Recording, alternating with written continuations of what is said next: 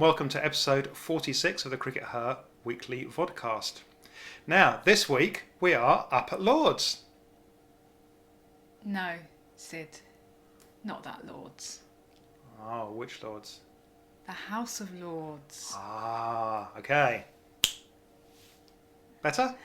Yes. This week we're up at the House of Lords because Raf has been up to the House of Lords, metaphorically speaking, in this age of plague and pestilence, making a submission to one of the House of Lords' select committees. Now, a select committee at the House of Lords is like, for you kids out there, it's basically a Zoom breakout room for very old people. And they've got a select committee on sport and recreation. Mm-hmm. And Raf has made a submission to them. Raf, what have you submitted? I have submitted some written evidence. There is an inquiry going on at the moment by this particular select committee into whether there should be something called a national plan for sport and recreation. And they're interested in things like how we increase the diversity of people participating in sport in the UK, and how we increase the accountability of the people and the organisations who are governing sport in the UK. So it's quite a wide-ranging inquiry. I sat down and put some evidence together based on my research, and I suppose a couple of kind of key points relating to cricket and a few kind of recommendations, which are potentially a little bit controversial, but interesting nonetheless. So the first one related to equal pay. So I put some stats together relating to the kind of disparity in pay between, say, Heather Knight and Joe Root, which obviously also carries across into lots of other sports as well. And essentially the reason that that's allowed to happen is that there's a specific exemption for professional sport in the 2010 Equality Act. And I've basically said that they should get rid of that, and it should be illegal to pay your women athletes less than your male athletes. So radical recommendation there. We shall see what the House of Lords Select Committee makes of that one. The other one was relating to my research into governance and these kind of sort of forced mergers that happened in the 1990s, including the one between the Women's Cricket Association and the ECB. And I've essentially recommended that actually those kind of mergers should be stopped in sports and in organisations where they haven't gone ahead so far. The way in which the government funds sport should allow for different organisations to run men's and women's sport, because that was obviously the reason for the mergers in the first place. Was this kind of idea that the government would only fund one merged governing body for each sport. And with cricket specifically, I've given an example of a suggestion that they could have a devolved governance model based on what we've seen with the Scottish Parliament and the Welsh Assembly, Welsh Parliament. In the kind of political sphere, we could actually have a women's cricket board running women's cricket with its own budget and with its own making its own decisions independently of the men's game. So again, a bit of a radical suggestion there. It'd be really interesting to see what the House of Lords Select Committee make of that. I think there is a possibility of me getting called up to give evidence kind of orally before the committee, which would obviously be via video link at the moment. So we'll keep everyone updated as to how that progresses. But that's what I've been doing this week. Syd, you on the other hand, while I've been beavering away hard at work, you've been taking it easy, putting your feet up and watching some cricket, haven't you? Yeah, we've had the joy of being able to watch the Pakistan v South Africa series via a number of slightly dodgy YouTube channels, one of which at one point got replaced by someone playing Grand Theft Auto, which was a bit of an eye-opener. You quite enjoyed that, didn't you? But no, we have been fortunate to be able to watch it one way or another. I'm not sure it was all entirely straight and above board, but it was a good series, Raf. I enjoyed it, and it was great to be able to watch some international cricket. So there's still a couple of T20s to go, I think, but the 3 ODIs are completed now, and South Africa won all of them, didn't they, in the end? So it was 3-0 scoreline, a little bit flattering to deceive there. Well, I think that Pakistan are honestly a better side than they're playing at the moment. They don't look like a side that have lost several ODIs in a row and haven't won an ODI since they beat Bangladesh at home in like November 2019. They're a better team than this, and they really ought to be doing better. They do seem to have an issue with their top order batting, though. Such a large percentage of their runs came from further down the order. Between Nida Dar and Alia Riaz, you've got nearly 50% of their runs coming at numbers 5, 6, and 7. Riaz moved slightly in the batting order for the last game, but all the runs are coming low down, and so that means that they've already half blown the game. So they did pretty well to reach. They got within 3 runs in the first game. The second game was a little bit less close, but still reasonably close. The third game was a more convincing win for South Africa. Pakistan really ought to be winning some of these games, and they ought not to be losing series 3-0, I think. So what can they do to improve, Syd? Well, I think one thing that they really need to do is to find another Nida Dar, and then da-da! My work here is done. Thank you for watching the cricket. That's terrible. Okay, how has South Africa been doing? Because they've obviously been missing a couple of key players, including captain Dene van Niekerk. Laura Wolfart has been in the runs again. Sune Lou's passed 100 ODI wickets in her career, which is an important milestone. I tweeted about this and showed a graph of how her career has gone, which we'll put up on screen there. And you can see that her career has had a little bit of a dip around 2018 when she was obviously struggling. And it's been kind of interesting that she's started to tick upwards again. So that's a real positive for them. The whole thing though, it's still not quite there for her, I think. What was really interesting in 2018 was I watched her at when we were at Somerset, and there was that Tri Series, and she was genuinely struggling on the field with her bowling.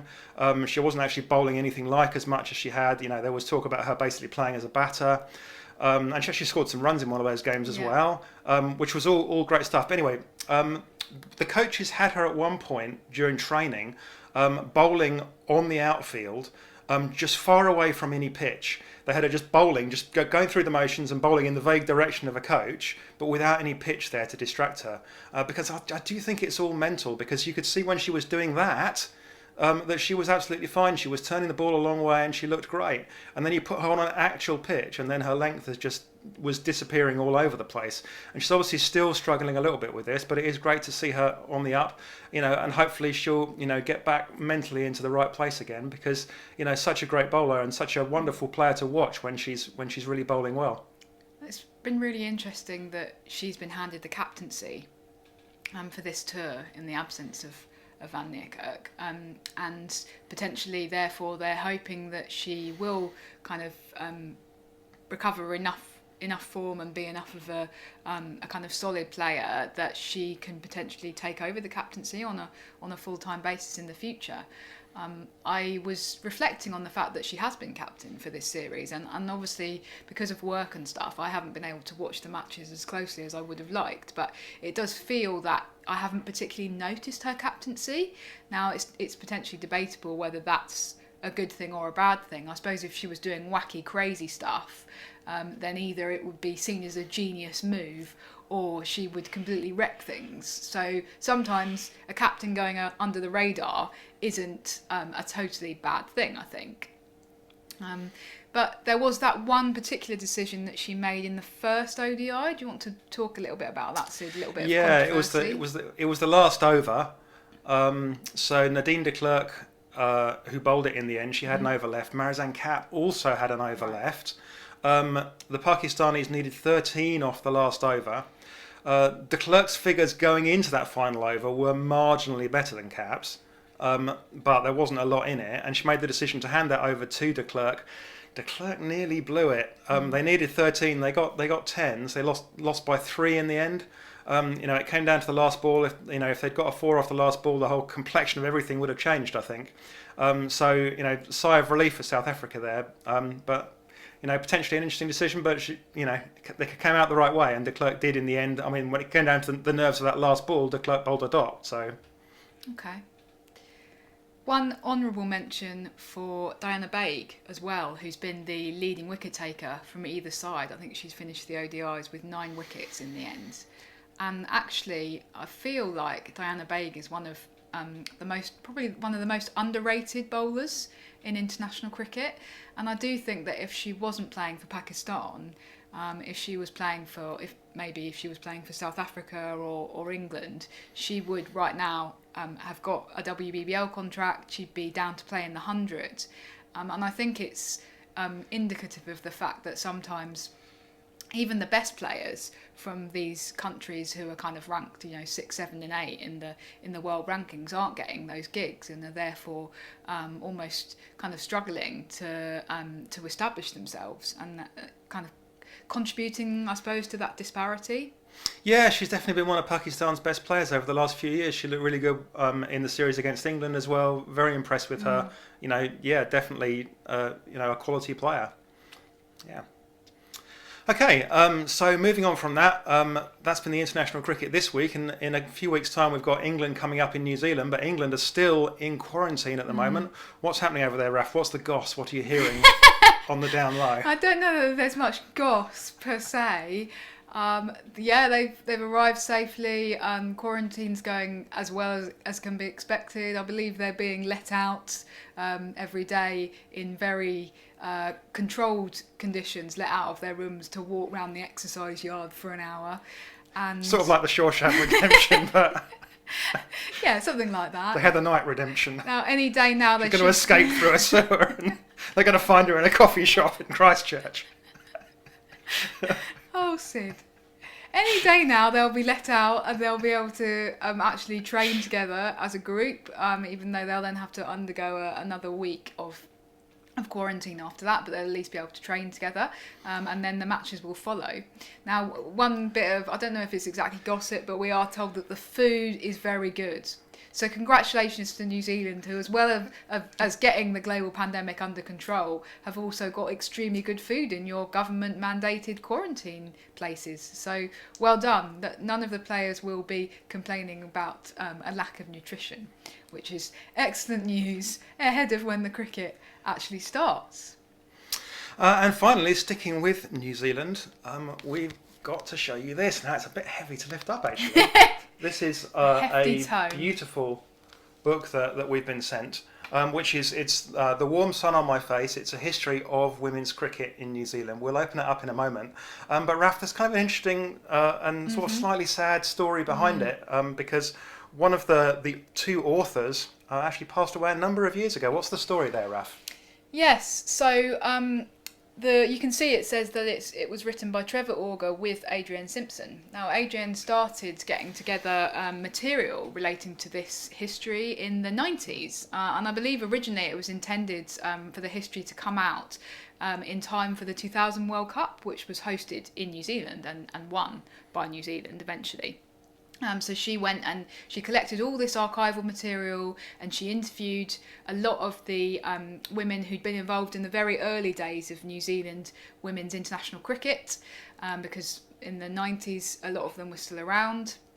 And she collected all this material together, and then very sadly she became unwell, and she passed away in 2010, and without having had an opportunity to finish the book.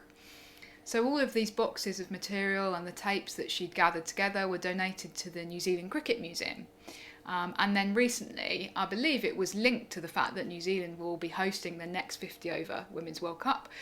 They decided that they wanted this book to be finished. So they recruited Trevor Auger to finish writing this book.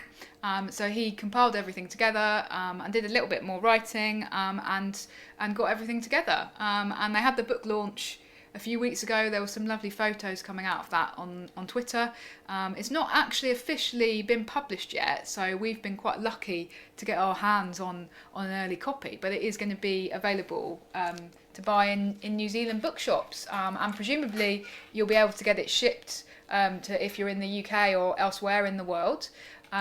So look out for that, because I guess we'll post the details from from CRICKETher on Twitter when it's actually officially able to be purchased. But it's a beautiful book, isn't it, Sid? It is. It's absolutely wonderful. It's got a lot more text than the Australia book. The Australia book was very much a coffee table book and lovely in it, as well. But this is quite text heavy. It's got a lot of detail about games, a lot of details about those memories that came from the tapes that were recorded. So going right back into the 1930s. But there's pictures on almost every page. Wonderful pictures. If you're the kind of person like I am that just loves looking at old pictures of the people and the players, and it's just wonderful stuff. Yeah. So going right from the early days, it does actually take you right back into the latter part of the 19th century at the beginning, and then going through into the 21st century at the end of it. Just a wonderful piece of work. It's beautifully put together. It's the quality is lovely, and just we couldn't recommend it more. So do your best to try and get hold of a copy when it is published next month. Okay, well that's all for this week. Thank you so much for watching. We'll be back in a week's time, same place. See you then. Bye. Goodbye.